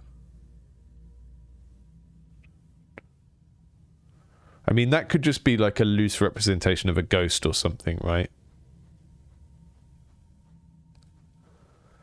Yeah, that makes sense. That's the owl.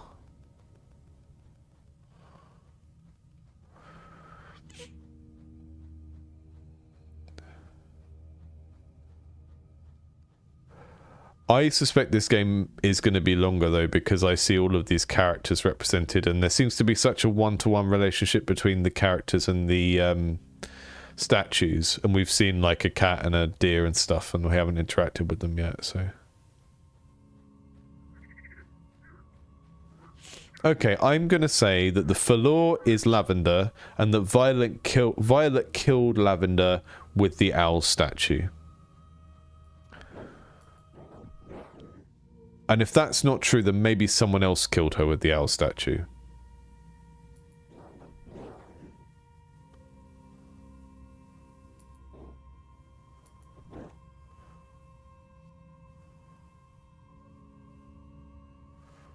Who were you? You were Lavender. The old lady killed you with the owl statue. An old lady? Don't tell me you're referring to Violet. Do you really think Violet could have done that? What a strange idea. We must not be talking about the same Violet.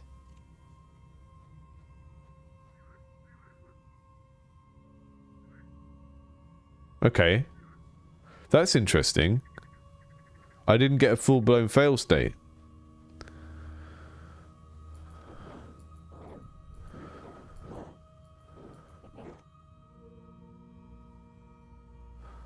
Someone killed you with an owl statue.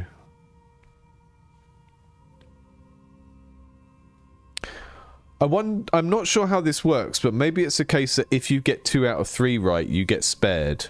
And it gives you some sort of like rundown. So what just happened was, after I'd kind of plugged in my answer, it was like, well, it's obviously not Violet.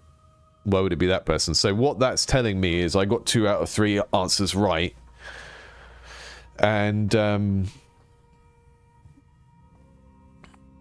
so we've got like a kind of tiered system here where if you get more than 2 things, if you get more than 1 thing wrong, it kind of wastes some of your time and sends you back, like knocks you out, sends you back. And if you only get 1 thing wrong, it basically tells you what was wrong, which is interesting.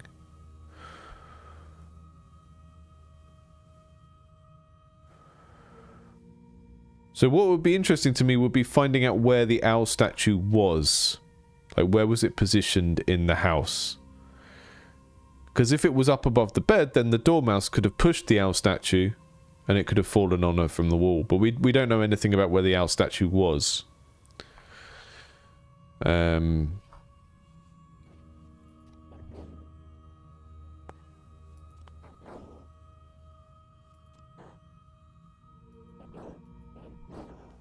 think you're right.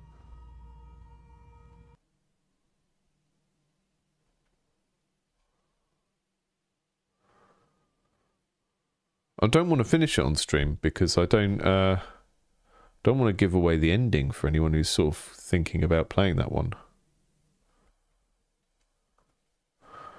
Let's go and find out, learn more about it. Okay, so it's published by Critical Reflex, who do all of the quirky horror indie games, I think. So if you Critical Reflex, basically go and pick up people's small horror games and push them over the threshold. Mouthwashing. No, I'm not human.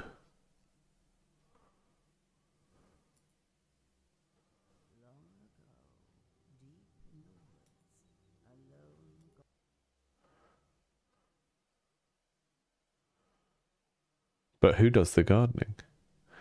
Let's find out about about Bastinus Rex.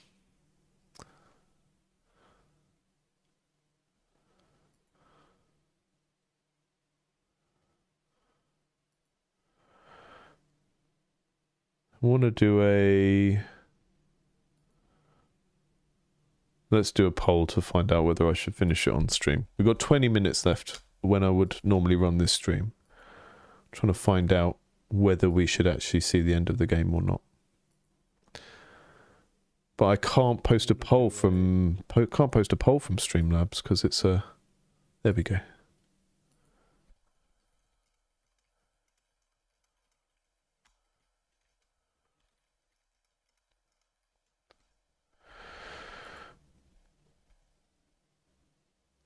I mean, I guess one way we can look at it is that the VOD of this will get watched by like 500 people max. So how many sales we're gonna stop this developer from getting is very small, considering that the game is published by Critical Reflex. So don't feel bad if you do want to answer yes, because I think it's quite a... And it might not be the end of the game. I'm just guessing that. But it feels like there's space around the house that we haven't explored. So I feel like I should be cautious because, like, you know, mostly game developers here, and we want to be conscientious about things like playing an entire game on stream when it's a very short narrative experience.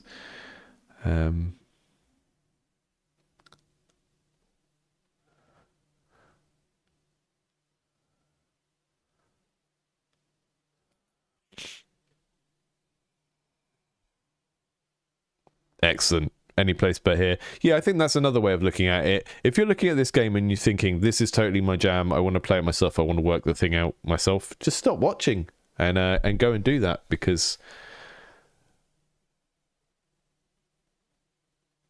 I think one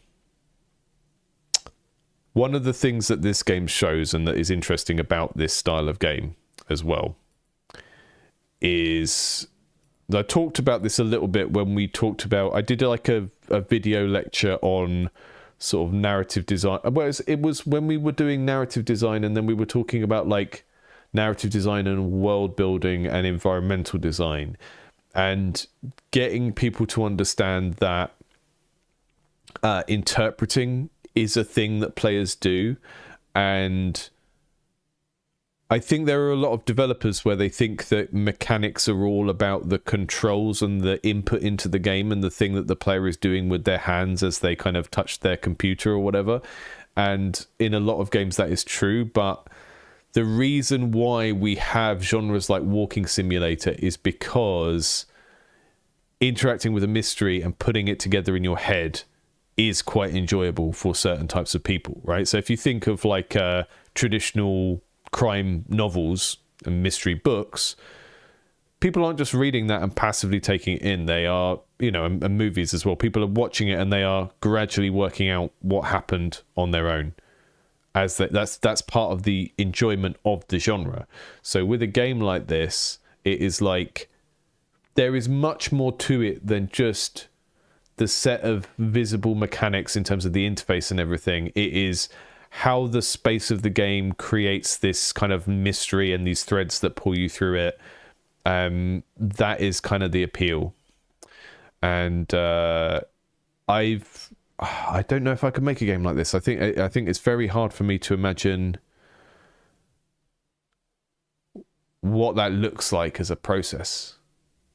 And I find that really interesting. It's like just a totally different way of thinking.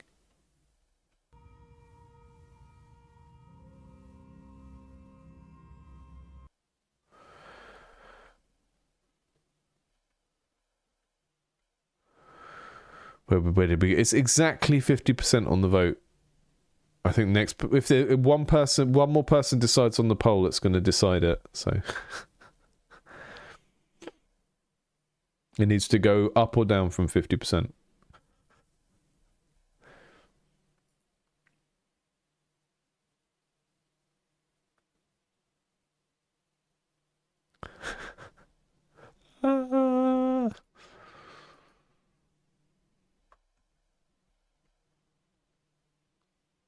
Okay, Brainoid votes yes on the Twitch chat. We're gonna go for it. We're gonna play the end. So if you want to play this game yourself and you don't want to see the end, please log off now. Go and touch some grass outside. Something's wrong. You seem to be right, except for one small detail. You're almost there. I'm trusting you. Okay. I think I know what the small detail is. I think... Turn your computer up at the wall if you don't want to see the ending. That's the only way. I think the dead dormouse is the one that killed Lavender. And I think that someone else killed the dormouse in retaliation. So there were two dormice. The one that's dead in the shed killed Lavender with the owl statue. Then Violet goes and violently destroys the owl statue, and possibly all the statues. Puts them all down in the basement because she's upset that her friend or lover or whoever she is was killed by one of them. And then takes it out on the owl one because that was the one that actually did it. Like throws that in the river. Finds out that the dormouse did it. Kills the dormouse. Probably with a gardening tool. And that is why the dormouse in the shed has its hand stuck to the wall with one of the gardening tools, right? So we're thinking, like, the set of gardening tools is just one thing, really. One of them is still there to show us that the dormouse was killed with it. And that's why when we talked to Violet about that, she's like, oh, poor thing, who did that? Because she did it. But she did it out of retaliation.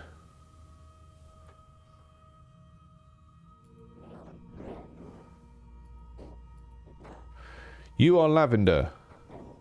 You were killed by the dormouse that is now dead. You weren't killed by a dead dormouse because it was alive at the time.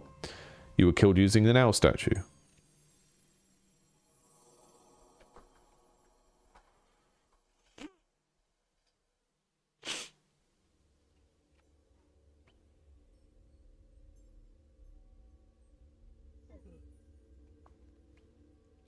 Little one, forgive me for being harsh with you. I wasn't myself. Thanks to you now, I am at peace.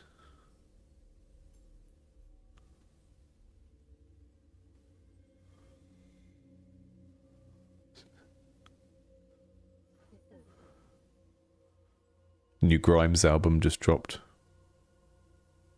Look at those lashes. I think you're right.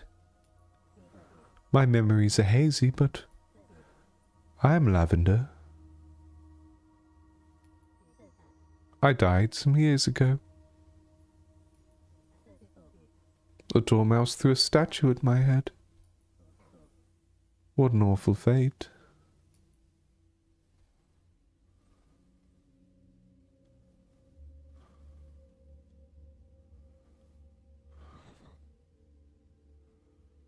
Aww.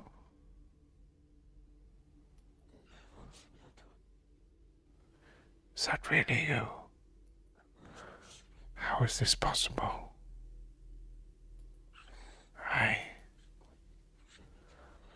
I thought I would never see you again.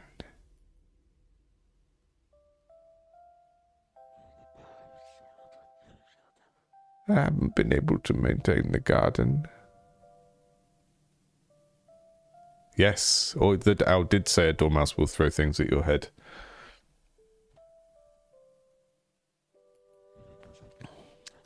Everything's a mess without you. And also, the whole village thinks I killed you. How could I do such a thing?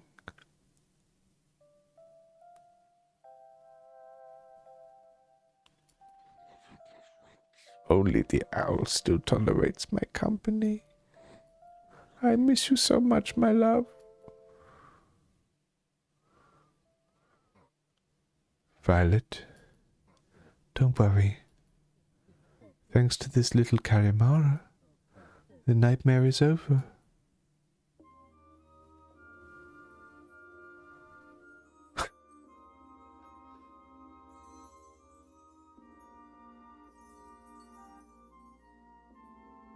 So good. You're perfect. I'm with you now. And I will haunt you forever.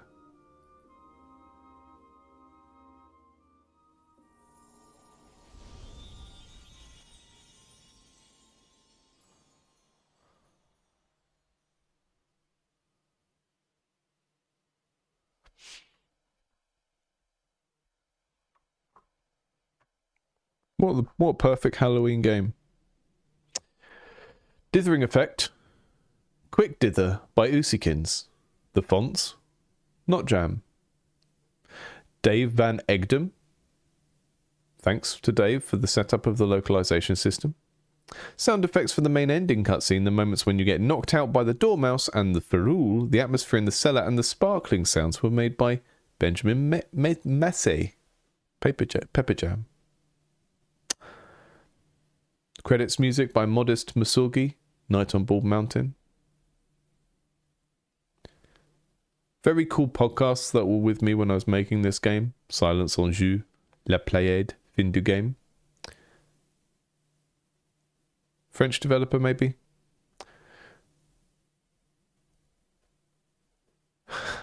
Help with English localization, Julia Laart. Help to get up in the morning and stop working in the evening, Julia Laart again.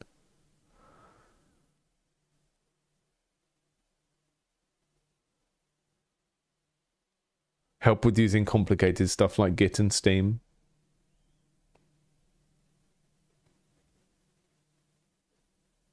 Thanks to my mother for the photos I took in her garden, which we used to create many of the plants in the game.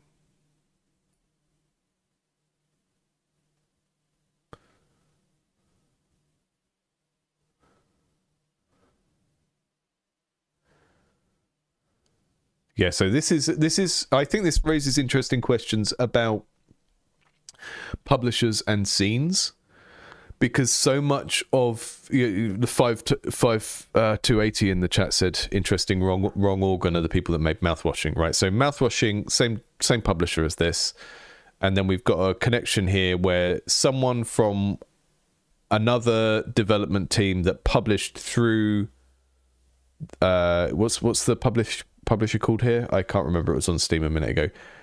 Is helping with the localization in this game, right? So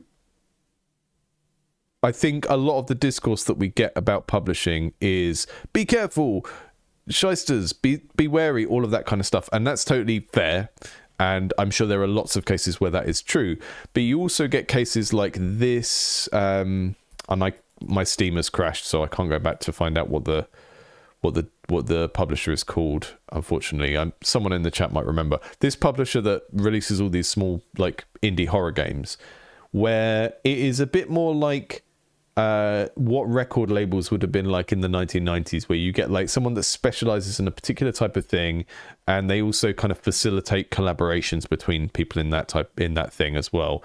And sometimes that happens very organically. So I was reading last night about Hotline Miami, and when Hotline Miami came out, and if you're familiar with that period of indie games, sort of around like 2010, 2012, Devolver was sort of like all of the edgy games. So all of the things that would have been on Newgrounds like 10 years before, anything with a slightly kind of risque theme or whatever was coming out on Devolver.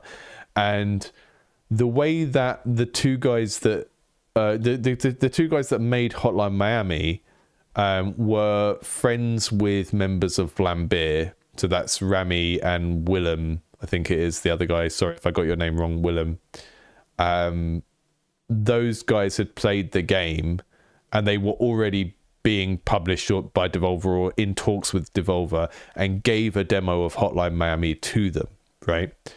So there's all this networking that goes on that we don't really know about, and it makes total sense to be wary of publishers and to have all of these kind of scare stories out there about publishers. But often, in the best cases, a publisher is like focused on a particular vibe of game, and that's what they do. And they bring together people that work on a similar type of thing. And that's not just to release those games, that's also to create like a place where those people can kind of network and flourish together and then go on to do bigger and better things together. And you see this happening here to some extent, some sort of skill sharing. Yeah, interesting. Don't usually read the credits on a game, but we've got this time at the end, so we might as well see what we can learn from it. So I discovered Normandy folklore thanks to Renoir Raveur's blog, which taught me about the existence of Carimara sorcerers, goblins, Feruls, and Milorines. It really inspired me. Critical Reflex there, that's the publisher. So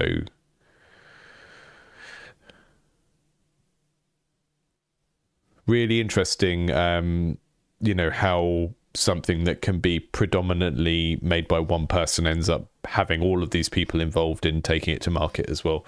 That is an interesting thing. And you see conversations around things like Balatro, where the industry makes a big fuss about how this was made by one person, and then Local Thunk says, actually, I'm not one person. And it's like, okay, I may be a lead developer and I've made a certain amount of the game on my own, but at some point I brought people in to do other things. And I think that's interesting if you think of the way that people talk about solo development on YouTube videos, and a lot of the time on Reddit, it's like presented as this black and white thing of you either make a game entirely on your own, or you make a game with collaborators, and that usually means spending loads of money on hiring someone for ages. And then you hear these horror stories of like, I set out to make a game with these 2 or 3 people and it all went wrong. And the success story that I see more regularly is that people start off making a game on their own or in a 2-person pair, and the game naturally hits a point where it needs more people, and then they bring people in as and when it's appropriate, right? So Ape Out is an example of that. Ape Out, Gabe Cazillo was working on that for 3 years before the artist and the musician came on board. And if you've played Ape Out, the art and the music are really important to the overall creative direction and success of that game. So it's like you work on your own for as long as you can, and then you admit that although you've got a good idea, although the game mechanics are good, there are elements of your game that someone else would do a much better job at. And hopefully, if you're working in a social context, if you're working as part of a community, the person who is the best fit to take over and do your art or your story or your generative music or whatever it is will sort of naturally present themselves, because you will have proven what you're doing, and they'll be able to look at it and see, oh, that's really cool and I like that, but I wish I could contribute to it because that art they've used is kind of crap, or that music that they've used is kind of crap. So that's all very idealistic. I know that will sound very idealistic to some of you, but I do think it is worth thinking of, like, there's no pride to be lost from making something on your own for a very long period of time and then realizing at some point that it's got bigger than you and that it is worth, at that point, bringing more people on board. And if you've got to that point, if you've been working on something for a long time and it is of quite a high quality and it's just weak in these other areas where you need help, chances are then the game is proven enough that other people will help you for, you know, a discount or a rev share or something, because you've proven that you can make the game, rather than having to like go on Fiverr and hire random people that you don't know that may not even be game specialists. They may be chances. So all interesting stuff to think about, and thanks for joining me on that. The Friday streams are supposed to just be goofing out and playing a game, but that project made me think about so much of the stuff that generally comes up on this channel as we're talking about games and making them. So right, we got 2 more minutes. Sound off. What are you making? What are you doing today? Good luck with it. If you are working on your game today or over the weekend, shout out in the chat what you're doing, or a 5-sentence summary, like a kind of like a stand-up, like you do in a stand-up meeting or something. And thank you all for joining the stream today. I have put next week's schedules up for what games we're going to check out. On Thursday, we're checking out the Spore, can't remember the full name, Spore Bloom, sort of like strategy game about mushrooms. Brainoid, amazing, cool. I don't know if it's helpful, Brainoid, but if you've got a press kit, there might be a way you can take a clip from my previous stream and just have a URL of just that bit if you need any existing like content creators stuff. Because I know YouTube lets you kind of remix or clip other things that other people have made. There might be a way of doing that, so you can use that elsewhere if you need to. Because I remember my response to Replicat was generally positive. As positive as I can be.